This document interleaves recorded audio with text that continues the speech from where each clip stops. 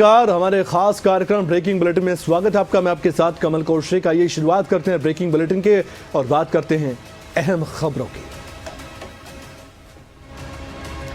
तो संविधान की जगह क्या बुलडोजर ने ले ली है, ये आरोप विपक्ष की तरफ से लगाए जा रहे हैं। दरअसल रायबरेली में एक हत्याकांड सामने आया।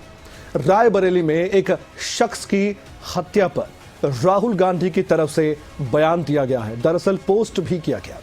हरिओम वाल्मीकि नाम के एक शख्स की हत्या कर दी जाती है, जिसकी निंदा हालांकि चौतरफा हो रही है। जो हुआ वो होना नहीं चाहिए था, लेकिन साथ ही राजनीति भी हो रही है।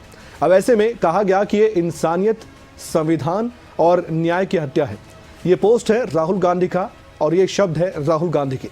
उन्होंने कहा कि आवाज़ कमज़ोर की गई है, निशाना बनाया गया है और साथ ही जिक्र किया उन्होंने, मैं कोट कर रहा हूं उनका पोस्ट, दलित, आदिवासी, मुस्लिम, पिछड़े वर्ग को निशाना बनाया गया है। ये भी राहुल गांधी की तरफ से कहा गया है। हिंसा और भीड़ तंत्र का जो सत्ता का संरक्षण है वो नहीं मिल रहा है। अब ऐसे में भीड़ तंत्र यानी कि उस भीड़ से तात्पर्य है, उस भीड़ से राहुल गांधी इशारा कर रहे हैं जो भीड़ इस पूरे हत्याकांड में शामिल थे। कौन वो लोग थे जिन्होंने सब कुछ किया? कुछ विवाद था, शक था और उस शक के बिना पर यह सब कुछ हुआ है। इस पूरे मामले पर उत्तर प्रदेश की राजनीति भी काफी गर्मा गई है। राहुल गांधी के पोस्ट के बाद तो बातें और भी होने लगी हैं। संविधान की जगह बुलडोजर ने ले ली है, ये भी राहुल गांधी का पोस्ट है। आइए वो पोस्ट आपको दिखाते हैं। कहा गया कि आज भारत में दलित, आदिवासी, मुसलमान, पिछड़े और गरीब वर्ग के लोगों को निशाना बनाया जा रहा है। कमजोर की आवाज को छीना जा रहा है। लगता है जिंदगी सस्ती समझी जा रही है। आज देश में नफरत, हिंसा और भीड़ तंत्र को सत्ता का संरक्षण मिल रहा है। संविधान की जगह बुलडोजर और इंसाफ की जगह देखिए किस तरह से उन्होंने लिखा है कि डर ने ले लिया इंसाफ की जगह। उन्होंने कहा कि मैं हरिओम के परिवार के साथ खड़ा हूं। राहुल गांधी और खड़गे ने संयुक्त पत्र भी जारी किया है। दरअसल रायबरेली के ऊंचाहार के ईश्वर दासपुर में चोर समझकर चोरी के शक में एक शख्स की पीट कर हत्या की जाने का ये मामला था। अब इस मामले ने राजनीतिक रंग ले लिया है। दलित युवक की हत्या के बाद से ही कांग्रेस हाईकमान एक्शन में है। सांसद राहुल गांधी के निर्देश पर बीते सोमवार को कांग्रेस प्रदेश अध्यक्ष अजय राय फतेहपुर पहुंचे थे। पूरे तुराबला गांव जाकर मृतक हरिओम के पिता गंगादीन और परिवार के सदस्यों से उन्होंने मुलाकात की। बताया जा रहा है कि मामले में 5 लोगों की गिरफ्तारी हो चुकी है, लेकिन कई और नाम भी शामिल हो सकते हैं, जिनकी धरपकड़ के लिए पुलिस दबिश भी दे रही। पुलिस का साफ तौर पर कहना है कि इस मामले में तह तक जाकर जांच की जाएगी और इंसाफ दिलवाया जाएगा। लेकिन साथ ही जब राजनीतिक बयानबाजी शुरू हो जाए तो फिर ये राजनीतिक मुद्दा भी बन जाता है। खैर, जो भी हुआ वो गलत हुआ है। किसी को कानून को अपने हाथ में लेने की इजाज़त बिल्कुल भी नहीं है और पुलिस और कानून अपना काम करेगा। क्या कुछ कहा गया पुलिस की तरफ से, आइए इस मामले को लेकर सुनवाते हैं। ऊंचाहार क्षेत्र अंतर्गत कुछ लोगों द्वारा एक युवक को चोर समझकर पीटकर हत्या किए जाने के संबंध में तत्काल अभियोग पंजीकृत कर 5 लोगों को जेल भेजा गया है तथा शेष अभियुक्तों की शिनाख्त कर शीघ्र गिरफ्तारी की जाएगी और गिरफ्तारी करने के प्रयास भी किए जा रहे हैं। निरंतर दबिश दी जा रही है। उपरोक्त प्रकरण दुखद है। अभियुक्त पक्ष में दलित, पिछड़े एवं विभिन्न जातियों के लोग हैं। अतः अनुरोध है किसी भी प्रकार की जातिगत भ्रम न फैलाएं। शांति व्यवस्था बनाए रखने में पुलिस का सहयोग करें। पुलिस अभियुक्तों के खिलाफ सख्त कार्रवाई कर रही है। घटना की जवाबदेही तय करते हुए हलके के एक उप निरीक्षक सहित कुल 3 पुलिसकर्मियों को निलंबित किया गया। अब आगे बढ़ते हैं, मुख्यमंत्री नायब सैनी की बात करते हैं, जिन्होंने बुलेट ट्रेन का भी सफर तय किया है। जापान दौरे पर हैं, आप जानते हैं मुख्यमंत्री नायब सैनी और उनका डेलीगेशन। हरियाणा सरकार का डेलीगेशन जापान से इन्वेस्टमेंट हरियाणा लाने के उद्देश्य से गया है। अब टोक्यो से ओसाका रवाना हुए हैं मुख्यमंत्री नायब सैनी। लगातार अपडेट खबरें अभी तक पर आप देख रहे हैं उनके जापान दौरे को लेकर, क्योंकि ये कोई व्यक्तिगत दौरा नहीं है, ये पूरे हरियाणा से संबंधित दौरा है। CM Nayab Saini bullet train को देखने के लिए खुद पहुंचे, सफ़र किया उन्होंने। शिंकानसेन से उन्होंने सफ़र किया है और सीएम नायब सैनी ने पोस्ट भी किया है। उन्होंने बहुत सी बातें भी लिखी हैं। माउंट फूजी का मनमोहक दृश्य उनकी तरफ से देखा गया और यात्रा का हर लुत्फ उठाया गया और जानकारी बाकायदा ली गई। इन फ्यूचर, भविष्य में भारत में भी आप जानते हैं कि बुलेट ट्रेन चलती हुई नजर आएगी। और साथ ही ये भी कहा गया कि यात्रा का हर कदम मूल्यवान है, यानी कि जो जापान की यात्रा है उसको लेकर उन्होंने अपनी तरफ से ये बात कही है। वो क्यों? क्योंकि जैसे कि मैंने कहा है कि हरियाणा सरकार का ये प्रयास है, ये मकसद है कि इन्वेस्टमेंट भी आए और वहाँ पर जो टेक्नोलॉजी देखी जा रही है उसका हरियाणा में कैसे इस्तेमाल हो सकता है और जापान से कैसे इस पर बात हो सकती है, उन पर भी पूरी तरह से चर्चा हुई है। हालांकि आप जानते हैं कुछ बातें केंद्रीय स्तर के सरकार के निर्णय पर डिपेंड करती हैं, लेकिन फिर भी हरियाणा सरकार भी कोशिशें कर रही है कि हरियाणा को आगे ले जाने के लिए जापान का साथ मिले और जापान को भी आगे ले जाने के लिए हरियाणा भी साथ दे।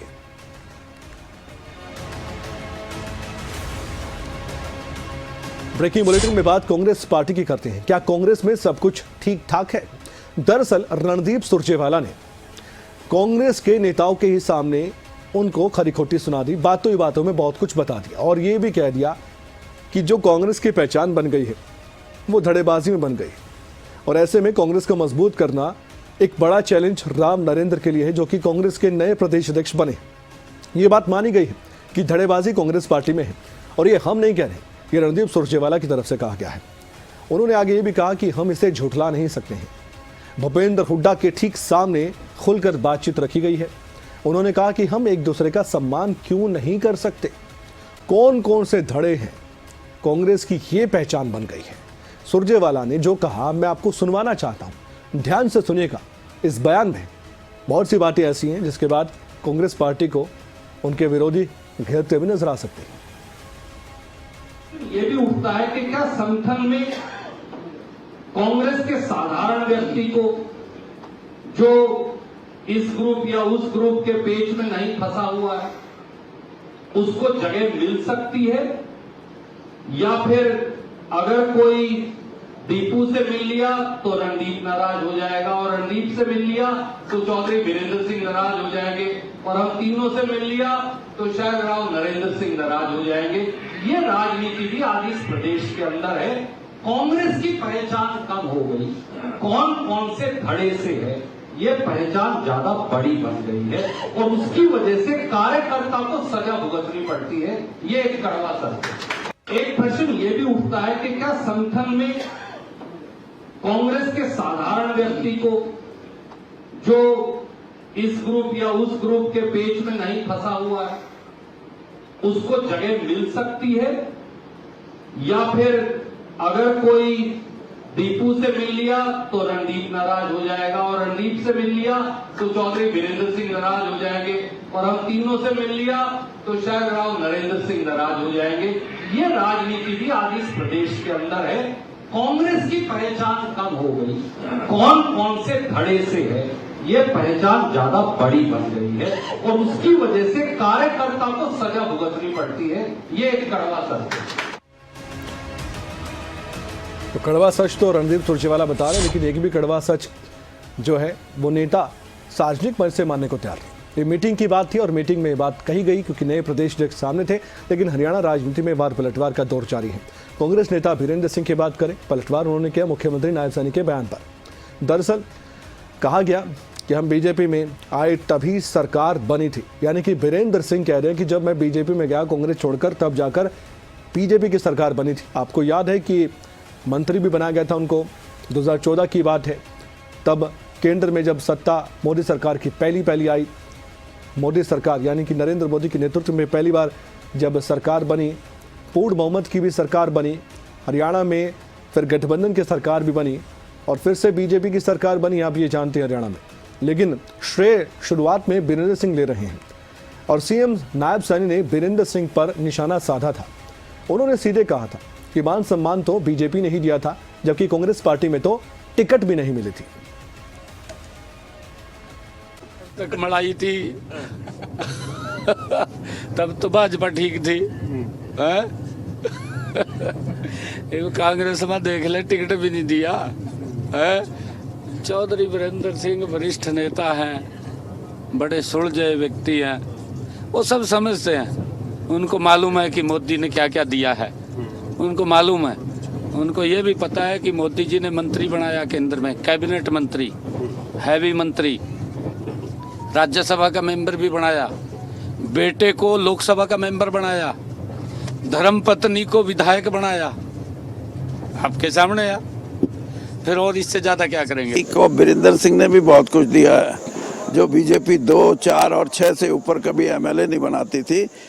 मेरे जैसे लोग जब किसी ना किसी कारण बीजेपी में गए, राव इंद्रजीत गए किसी ना किसी कारण, धर्मवीर गए, रमेश कौशिक गए, आप 50 ऐसे हम लोग हैं कांग्रेस के जो गए हैं, तो बीजेपी को नजर आने लगा कि अब तो तुम कुछ राजनीतिक दल मजबूती से उभरने वाला हो।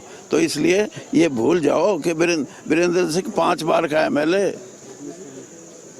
1 बार लोकसभा का मेंबर, 3 बार राज्यसभा का मेंबर। 1 बार तो राज्यसभा बीजेपी नहीं दी थी ना, देती, कौन सा एहसान किया था? मैं वही तो कह रहा हूँ, अरे 5 बार कोई एमएलए बनाओ बीजेपी का, तो हमारे को बता दो। ऐसी पार्टी जिसका लोगों को समर्थन नहीं था, उसको सत्ता में लाने में जो लोग कुछ दूसरी पार्टी छोड़ के, खासतौर पे कांग्रेस पार्टी छोड़ के, कारण कुछ भी हो, जब वो गए हैं तो बीजेपी का एक स्वरूप बना के, हाँ ये भी राज कर सकती है, राज पार्टी बन सकती है, वो है। हरियाणा कांग्रेस का बड़ा मंथन भी अब देखने को मिल रहा है। हरियाणा कांग्रेस के जिला अध्यक्षों की बैठक जारी है।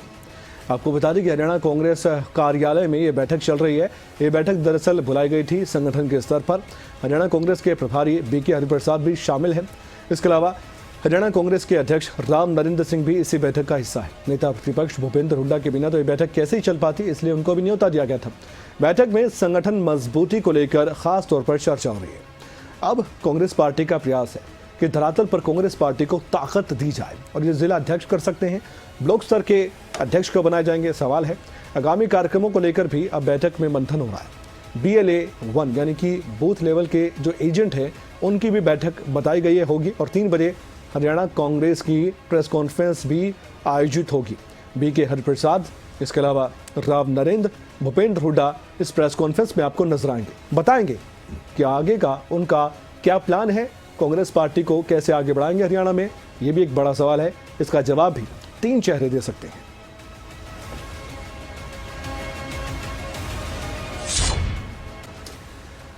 अब ऐसे में राजनीतिक बयानबाजी तो चल रही है।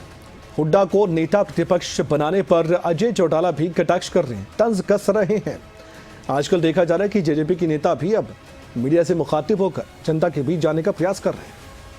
लगता है कि हार का मंथन हो चुका है। बाकी की रणनीति में जेजेपी भी जुटी हुई है।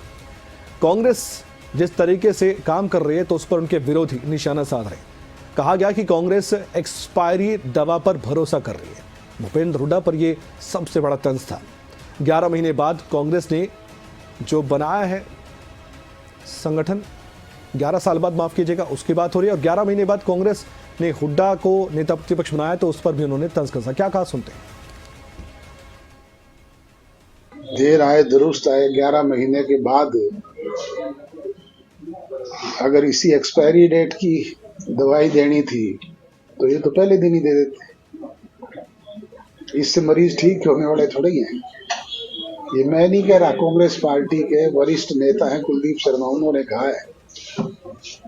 संपत सिंह जी यही कह रहे हैं, पड़ोसी पे अगर मुसीबत आए तो हमारा फर्ज बनता है मदद करना। परंतु हमारे किसान का भी कोई आंसू पोंछने का काम हुआ क्या? किसी का ट्यूबवेल खराब हो गया, किसी की फसल डूब गई, किसी का मकान गिर गया बरसात में, कोई एक सिंगल पैनी किसी को मिली है क्या? तो किसको सरकार कह रहे हो आप? सरकार तो है ही नहीं। पूरी तौर पे जंगल का राज है, कानून व्यवस्था का जनाजा निकला हुआ है। ये इलाका जो था हरियाणा प्रदेश का सबसे शांत प्रिय इलाका था। आज यहाँ पे आए दिन गोलियां चलती हैं, गुंडा किस्म के लोग थ्रेट करते हैं, टेलीफोनिकली लोगों को थ्रेट करके अवैध वसूली कर रहे हैं, और चुने हुए प्रतिनिधियों को बाहर से टेलीफोनिकली कॉल आते हैं, उनको थ्रेट किया जाता है। कभी अभय सिंह चौटाला को आता है, कभी दिग्विजय सिंह चौटाला को आता है, कभी किसी और प्रतिनिधि को आता है। सरकार कहती है हमने उनको गनमैन प्रोवाइड करवा दिए। अरे भाई, उनको तो गनमैन प्रोवाइड करवा दिया आपने, पर इस जनता की भी कोई सिक्योरिटी है क्या? आम आदमी कहीं सुरक्षित है क्या आज? अब बिजली बिल की नो टेंशन। जी हाँ, बीजेपी विधायक सतपाल जांबा कह रहे हैं कि मैं अपने विधानसभा क्षेत्र में जिसको भी जरूरत है, जो बिजली का बिल नहीं भर पा रहा, असमर्थ है, गरीब लोग हैं, उनकी मदद करूंगा, क्योंकि ये वायदा उनकी तरफ से किया गया था। दिवाली से पहले उनकी तरफ से फिर से दोहराया गया है कि दिवाली से पहले अपना वायदा मैं पूरा करने जा रहा हूँ। असमर्थ लोगों की मदद करना कर्तव्य है। विधायक जी को ये लग रहा है अच्छी बात है, कोई जनप्रतिनिधि अपने वायदों को पूरा करने की बात कह रहा है। बस जिनको जरूरत है वहां तक ये मदद पहुंच जाए, बातों में ना रहे। आपके चैनल के माध्यम से मैं अपने पुंडरी जो हल्का वासियों से, जो भी सर गरीब है, किसी मजबूरी में कनेक्शन कट गया या उनके पास घर पे कनेक्शन नहीं है, हम चाहते हैं कि अब की बार जो दीपावली है सर, हर घर में रोशनी हो, और उसी मुहिम को लेके सर हम आगे बढ़े हुए हैं। और सर जनता का बड़ा प्यार मिल रहा है सर। बहुत ऐसे गरीब है सर, मतलब मैं पिछले 1 साल से सर नोटिस किया था, लोग आते थे कि मेरा 5,000 रुपये का सर बिल पेंडिंग है, 2 साल से कनेक्शन कटा हुआ है, 10,000 रुपये का बिल है, 2 साल से कनेक्शन कटा हुआ है, 3 साल से कटा हुआ है। ऐसे सर बहुत सारे गरीब हैं। हम चाहते हैं कि भी थोड़े से पैसे के पीछे अगर मतलब कनेक्शन मिल सकता है, उनके घर में दीप जल सकते हैं, लाइट जग सकती है, तो सर जगानी चाहिए। एनकाउंटर में बदमाश ढेर। गुरुग्राम की मैं बात कर रहा हूं। क्राइम ब्रांच और दिल्ली पुलिस ने बदमाश का एनकाउंटर किया है। नेपाल मूल का एक बदमाश था जिसका नाम था भीम सिंह जोरा। एनकाउंटर में इसे ढेर किया गया है और हैरानी की बात यह है कि 1 लाख रुपए के करीब इस पर इनाम भी था। दिल्ली में डॉक्टर की हत्या के बाद लूट की वारदात को अंजाम देने का आरोप था। गुरुग्राम में भी बीजेपी नेत्री के घर को भी निशाना बनाया था और लाखों की चोरी करने का भी आरोप था। दिल्ली और गुरुग्राम पुलिस ने मिलकर एनकाउंटर किया है। बदमाश पर, जैसे कि मैंने बताया था, 1 लाख रुपए का इनाम रखा गया था। आखिरकार ये पकड़ में आया और उसके बाद पुलिस आगे की कार्रवाई में जुटी है।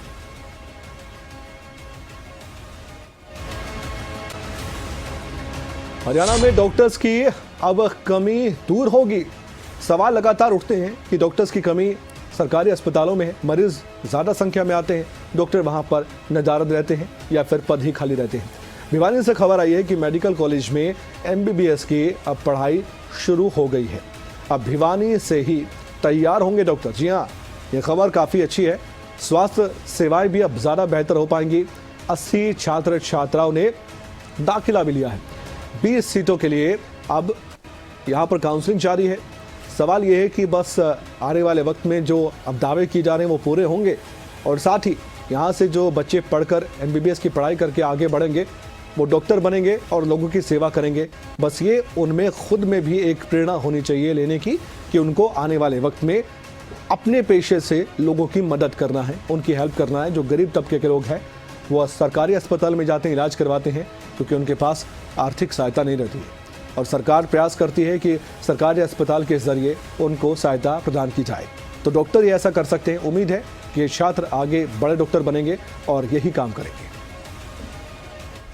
के प्रयास से इतनी बड़ी बिल्डिंग भिवानी जैसे शहर में बनी है, और जो सरकार का विज़न है कि ना केवल मेडिकल का बल्कि मेडिकल से रिलेटेड MBBS के अलावा और PG है, नर्सिंग है, सब तरह की व्यवस्था यहाँ देने की कोशिश की जाए। हमारे कॉलेज को अभी 100 सीट्स ऑफ MBBS की मिली है, अनुमति मिली है, जिसमें से लगभग 80 स्टूडेंटों ने अभी एडमिशन ली है। लेकिन जो काउंसलिंग है वो अभी भी चल रही है, और जैसा रेस्पॉन्स हमें मिल रहा है, जिस तरह की क्वेरीज आ रही है, हमें लगता है जल्द से जल्द हमारी 100 सीट्स बढ़ जाएगी। हमारे इस कॉलेज में जो हरियाणा सरकार का कंसेप्ट है, सीधा सा है, सिंपल सा है कि नया कॉलेज है उसमें अपग्रेडेड सुविधाएं मिले, और जो नया से नया है, ये स्टूडेंट को पढ़ाने की बात नहीं है। जो हमारे यहाँ जितनी फैसिलिटीज़ जो देने की कोशिश की जा रही है, जो इंस्ट्रूमेंट लिए जा रहे हैं, सबसे अपग्रेडेड इंस्ट्रूमेंट लिए जा रहे हैं। और एक बड़ी खबर आपसे साझा कर ले। जापान में हरियाणा का डेलीगेशन गया हुआ है। मुख्यमंत्री नायब सैनी इस डेलीगेशन की अगुवाई कर रहे हैं और ओसाका में वर्ल्ड एक्सपो में भाग लिया गया है। वैश्विक सहयोग और नवाचार के लिए प्रकाश डाला गया है। आपकी जानकारी के लिए बता दें कि जापान में वर्ल्ड एक्सपो चल रहा है और हरियाणा भी इसमें हिस्सा ले रहा है। मुख्यमंत्री नायब सैनी वहां पर खुद मौजूद हैं। और साथ ही आपको ये भी जानकारी मैं देना चाहता हूं कि यहाँ पर जाने का मकसद क्या था, इन्वेस्टमेंट भारत लाना, हरियाणा तक लाना। और इसमें भागीदारी बड़ी देखी जा रही है हरियाणा की, क्योंकि सीएम नायब सैनी जो कि राज्य का प्रतिनिधित्व खुद कर रहे हैं, क्योंकि हरियाणा के मुख्यमंत्री हैं, तो हरियाणा का जो पार्टिसिपेशन है ये बहुत ज़रूरी है। और जापान वर्ल्ड एक्सपो 2025 यहाँ पर आयोजित किया जा रहा है, क्योंकि हमारा जो हरियाणा है वहाँ पर रिप्रेजेंट भी कर रहा है। सीएम नायब सैनी खुद हरियाणा को रिप्रेजेंट कर रहे हैं, तो इसलिए ये काफ़ी अहम हो जाता है कि जापान में जो वर्ल्ड एक्सपो 2025 चल रहा है और हर जो दिन यहाँ पर गुजारा गया है, हर जो समय गुजारा गया है मुख्यमंत्री नायब सैनी की तरफ से, वाकई में हरियाणा के लिए आने वाले वक्त में बहुत फायदेमंद होंगे।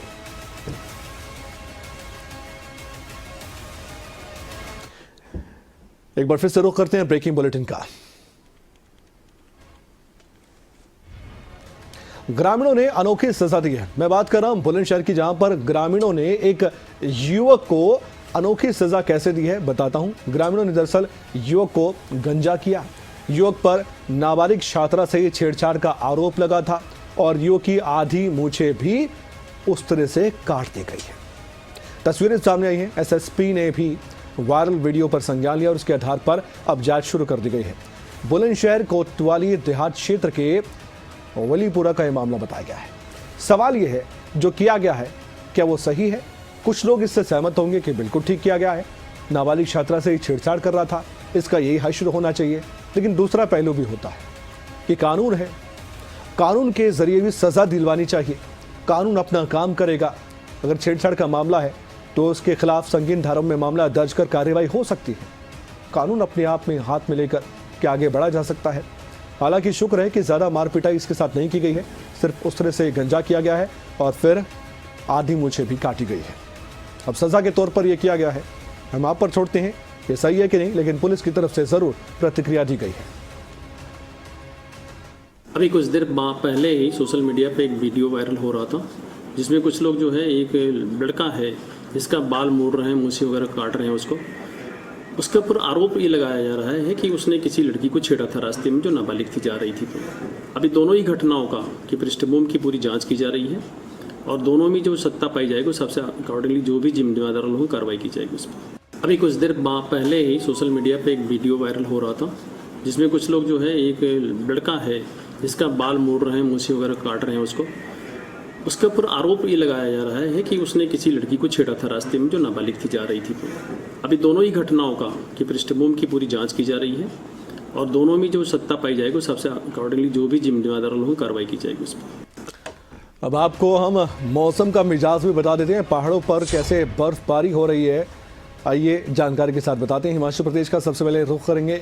ऊंचाई वाले जो इलाके हैं वहाँ पर बर्फबारी हो रही है। अक्टूबर के शुरुआत में ही बहुत कम देखा जाता है, कई सालों बाद ऐसा देखने को मिल रहा है। अक्टूबर की बर्फबारी से तापमान में काफ़ी गिरावट दर्ज की गई है और सर्दी महसूस होने लगी है। मनाली की बात करें, लाहौल स्पीति की बात करें, चंबा, किन्नौर में भी बर्फ गिरी है। आज भी लाहौल स्पीति, किन्नौर, चंबा में बर्फबारी की संभावना जताई जा रही है। इसके अलावा शिमला ज़िले की बात करें, सोलन की बात करें, कुल्लू की बात करें, यहाँ भी कई ज़िलों में बरसात का अलर्ट है। सोनमर्ग, गुलमर्ग में भी बर्फबारी जारी है। अलग अलग तस्वीरें आपके सामने हैं, जिसमें मनाली, किन्नौर, केलांग, गुलमर्ग, सोनमर्ग, इसके अलावा सोलन भी है और भी जगह। कारगिल की तस्वीरें, शोपिया की भी तस्वीरें।